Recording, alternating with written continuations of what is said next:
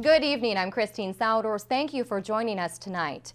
Imagine hiring a photographer to capture precious moments like a wedding or first shots of your newborn on camera and never getting the pictures back. Well, that's what many Quad City residents say happened to them. 2 accidents, 1 minute apart, 3 lives lost.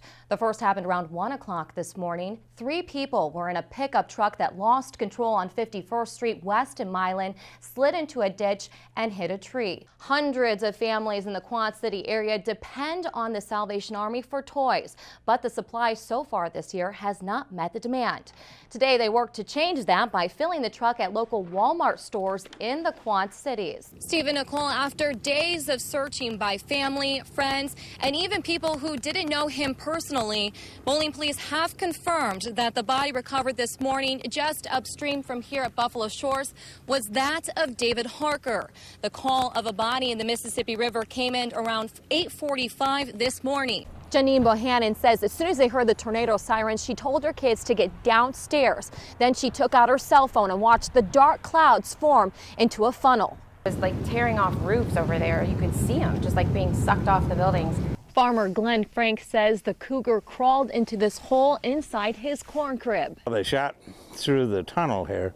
It was about halfway through the building. This is truly a monumental occasion. All of the Honor Flight veterans are lined up here at the World War II Memorial.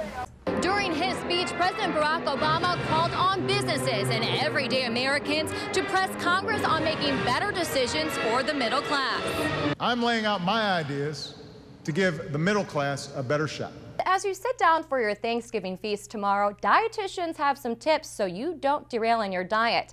Health experts say some will eat, wait for it, 4,500 calories tomorrow. That's more than twice of what the average person is supposed to have in a day. Stephen Nicole, faster speed limits on highways and interstates increases the potential danger for drivers. And police say it's better safe than sorry when driving in icy and snowy conditions.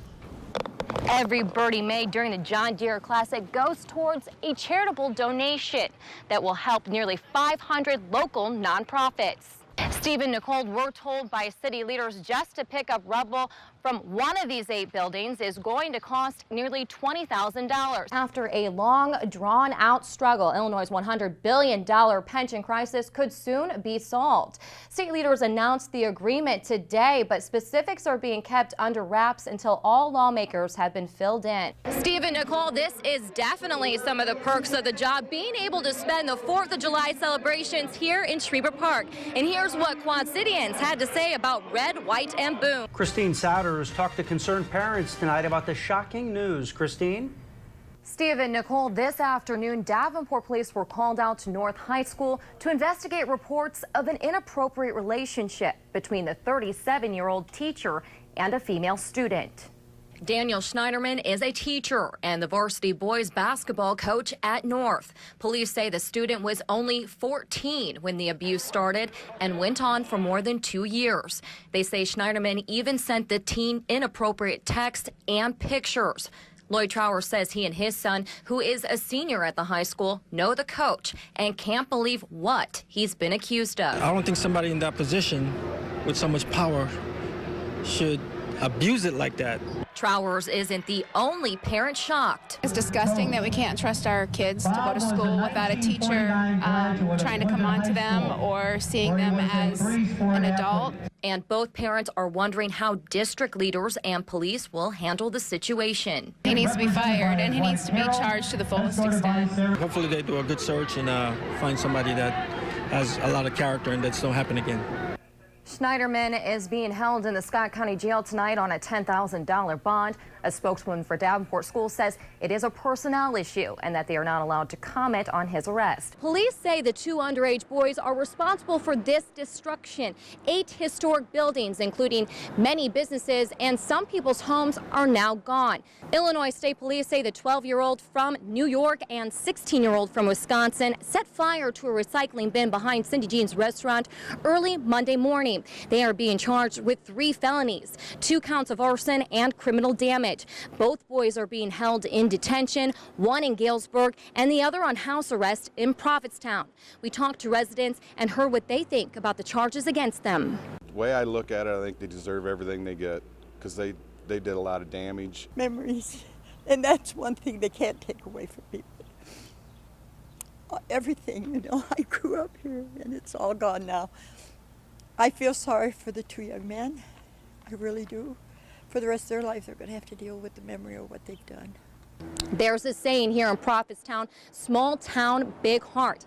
And the community is going to demonstrate that tonight by holding a prayer service just down the street at Eclipse Square at 7 o'clock. Janine Bohannon says as soon as they heard the tornado sirens, she told her kids to get downstairs. Then she took out her cell phone and watched the dark clouds form into a funnel. It was like tearing off roofs over there. You could see them just like being sucked off the buildings. In seconds, Bohannon saw with her own eyes the tornado wreak havoc on her town. To see it that close and know that you have no control over it at all. I mean, I had no control over if it came over here and the kind of destruction it would do, and if I'd be able to, you know, protect the kids. Bohannon's children, Court and Trey, took shelter in the basement.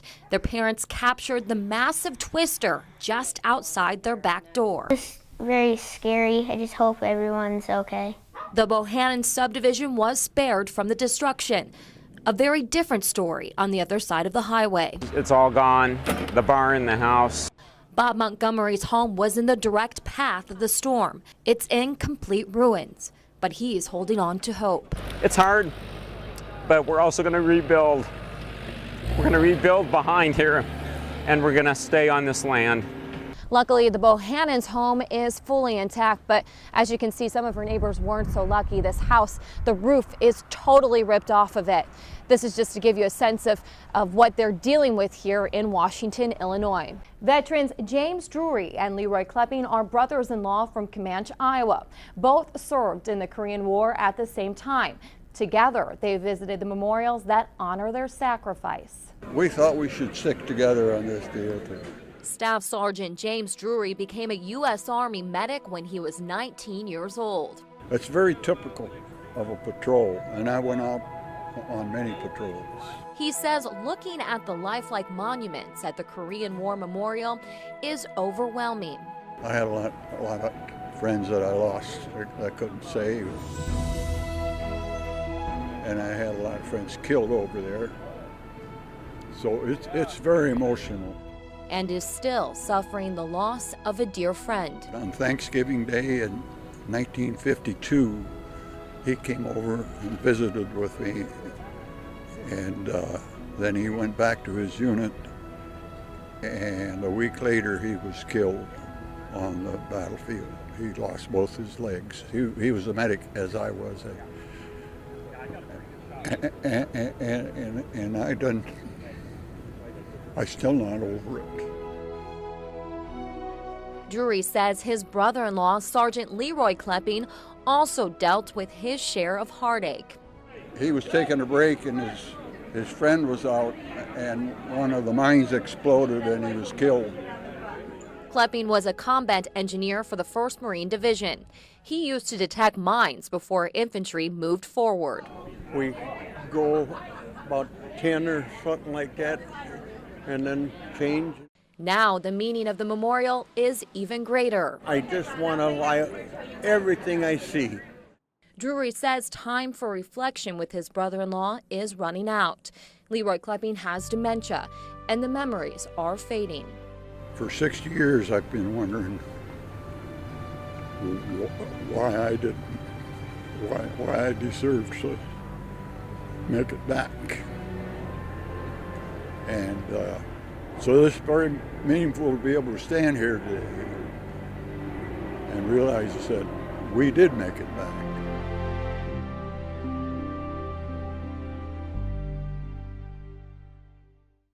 Although the 26th honor flight was the last trip of the year, the local VFW out of Eldridge is fundraising future flights. To find out how you can help get our veterans on the honor flight, head to our website, cbs4qc.com, and click on this story. Christine Soudor, CBS 4 News, This Morning.